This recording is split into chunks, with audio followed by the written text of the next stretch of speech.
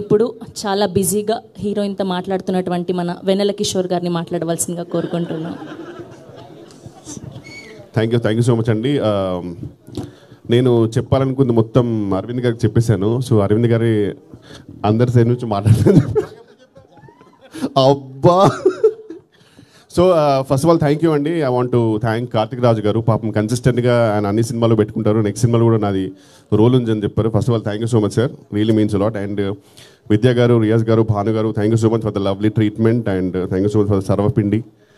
You really it was fantastic. And Srivishnu గారికి thank you so much sir. నిజంగా మొత్తం మిగతా అంతా ప్రీ రిలీజ్లో మారదాం, కొంచెం హరి ఉంది. బట్ అరవింద్ గారికి it's always a delight to meet you sir personally, seriously.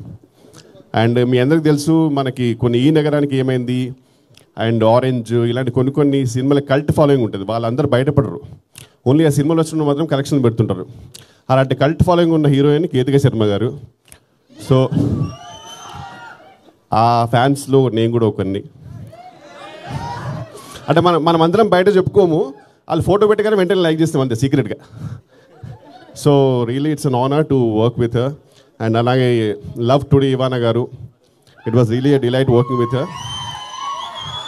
And thank you so much అండి. మిగతా ప్రీ రిలీజ్ మారుదాం. And thank you so much for loving the trailer. Thank you Vennela Kishore గారు.